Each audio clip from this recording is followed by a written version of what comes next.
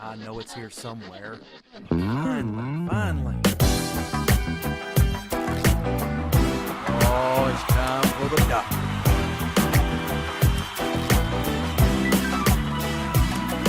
You're listening to Dr. Bill, the computer curmudgeon. Take it away, Doctor. Well, it's that time again, and the doctor is in. It's time once again for Dr. Bill, the computer curmudgeon. And on today's show, we've got so much stuff, I just don't know what we're going to do. We also have some exciting things about the tech of the show that we're going to talk about today as well. We are proud members of the... I put up the wrong lower third. Let me try that again. We are proud members of the Tech Podcast Network, techpodcast.com. If it's tech, it's right here on Dr. Bill, the computer curmudgeon. See, I told you I was having button issues.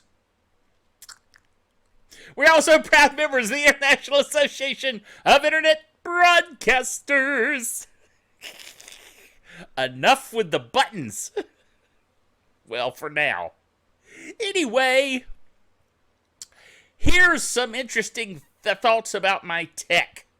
Now, I'm always sharing what I'm doing tech-wise on the show. And this is no exception. I'm using, of course, the U37 CAD mic here. CAD U37, which we talked about last time. But I'm also doing something different with the video this time. I now have a Logitech Brio 4K professional webcam. And that's what I'm using. You say, but Dr. Bill, you got CamLink working. You got where you could use your Sony 5100, A5100 DSLR. Come on. That's the best quality you can get. Yes, I agree. However, webcams are easier. There's not near as much to set up once you get it tweaked. And you gotta admit, look at this image. See all the little beard hairs? How cool is that? It's a webcam. And it's got that kind of image. Wow. Anyway, I think it's cool. And it's so easy to do a show now. I come in, I move my mic down where it's supposed to be, I hit a few buttons to turn it on, and I just start doing a show. What could be easier than that? At any rate, I'm giddy. Giddy, I say. Some of you are going, you're crazy. Anyway, let's look at some of the articles. The articles, of course, on the blog being drbill.tv, drbill.tv, as it says there on the screen. See, I told you I'd use a button again. At any rate, on the blog, I have a link to a YouTube video called, let's see, what's it called? Incredibly Fast Graphene Battery Power Bank. This is an actual product using graphene. Now, back in 2013, all the way back to 2013, I was talking about graphene and what it's going to do in the battery world and how it's going to be awesome. Well, we have our first real graphene battery product. Wow. It's very cool. So, and graphene is going to make a huge difference in battery production. Now, the next article we have is more on batteries. And it talks about, this is an article from a blog called 10 by Yasmin Tiang. Anyway, I don't know how to pronounce her name. I'm sorry. But it's talking about the importance of batteries, particularly with lithium being scarce and mining it is bad on the environment and so forth. And sometimes lithium batteries just blow up, which is not good. But at any rate, she's talking about technology that is coming up besides graphene, but other technologies as well, including potassium-ion ion batteries. Potassium-ion batteries may be safer, and they may hold a longer charge. Now, of course, all this battery talk is important because we're using more and more tech that has to do with batteries. For instance, our cell phones. By the way, I have a new cell phone coming. You won't believe it, but I'm going to show it to you when it gets here. I'm not even going to talk about it much until it gets here. Be ready for a weird, secret, cool thing about this cell phone. Anyway, I'm getting distracted. Next item.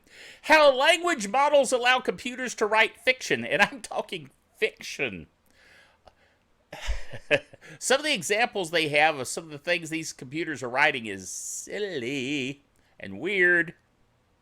However, the technology portends some pretty dark things that they could do with this. Like writing fake news, literally fake news, in the tone of real news, and people buying it and then acting based on the bogus stories that are posted through this technology. Watch the video. It's a little bit scary. Okay? Kind of odd.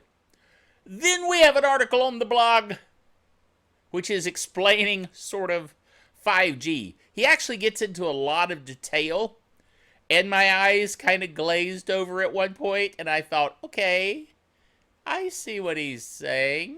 No, I didn't. But anyway, a lot of it was gibberish to me.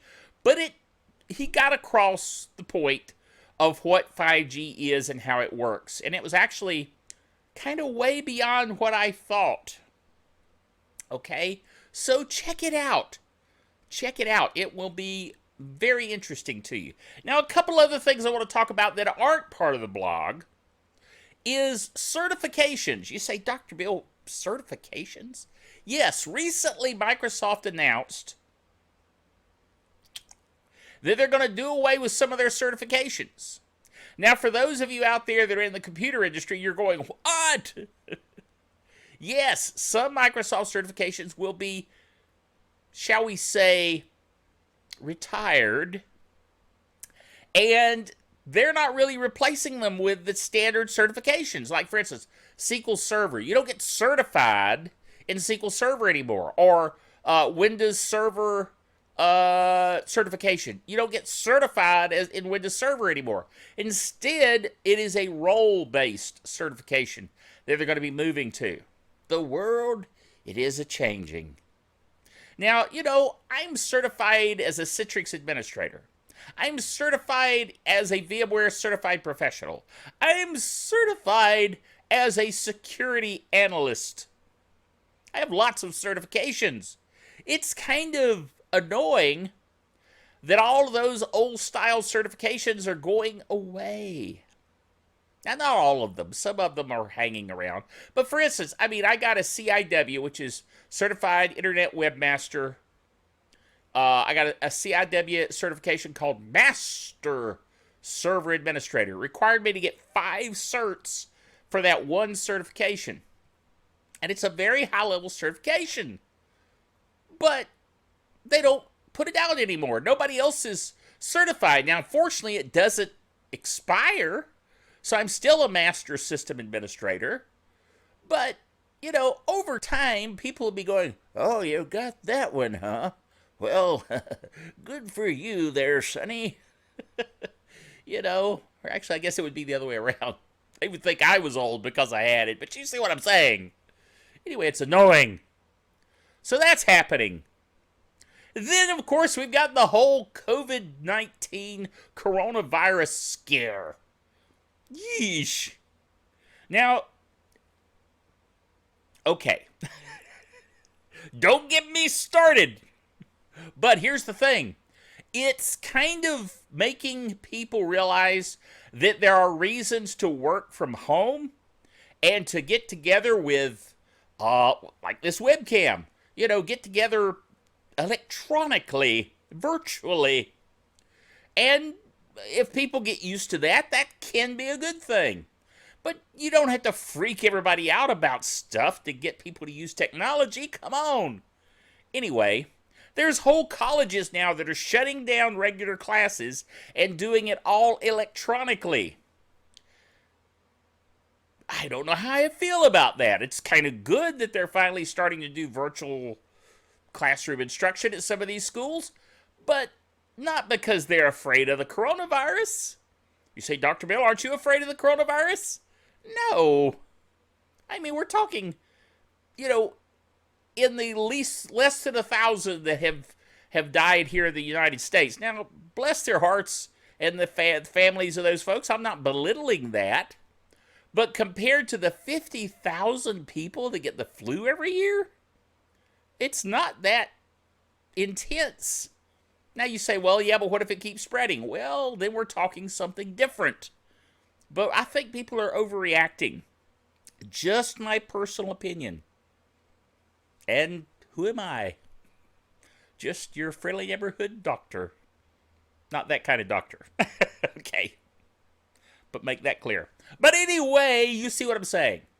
So, I just wanted to mention those things. Now, the other thing I said I was going to talk about here on the show this week, before we close, is I found the fix for my problem in OBS. OBS being Open Broadcaster Software, the software that I'm using right now to do the show. And it has to do with deinterlacing.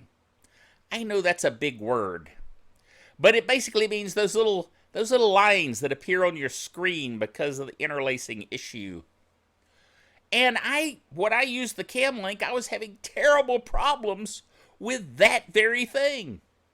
And so I found a setting in OBS, and I talk about in the blog how I set it and give you a picture. Matter of fact, here's the picture. Can't read it there on the screen, but you can see that it does exist. At any rate, go to the blog, look at the actual picture in detail, and you'll see how to set the deinterlacing. Now, as I say, this is what worked for me. All right, you're going to have to try all the other deinterlacing settings, but for me, the one that worked was called YADIF 2X. That sounds very obscure, but when I set it to that, everything started working perfectly. I was so happy. I was excited. Just why I want to share it with you. We geeks have to stick together. So I want to show you what worked for me, and hopefully you'll get into your OBS session and your webcam or DSLR connected through a cam link is probably more to the point, and other things, and make it work for you. Yes, it's my public service as the doctor to the rest of the geek world. You're welcome. Anyway, enough for today. Hope you enjoyed the show. Join us again next time. And keep in mind, the geekery you do today is the geekery you'll talk about tomorrow. I have no idea where that came from. Just off the top of my head. The doctor is out of here.